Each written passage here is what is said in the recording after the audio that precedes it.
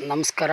ತಾರೀಕು 9/8/2025 ಸುಮ್ಮಣ ಗ್ರಾಮದ ಕಬ್ಬು ವೀಕ್ಷಣೆ ಮಾಡಕ್ಕೆ ಬಂದಿದ್ದು. ಈಗ ಈ ಕಬ್ಬನ್ನು ನೋಡ್ಬೋದು, ರವರಿ ಸುಲಿಸಿದ್ದೀವಿ ಎಲ್ಲ ಕ್ಲಿಯರಾಗಿ ಸುಲಿದು ಜೀವಾಮೃತ ಕೂಡ ಮಾಡಿದೆ.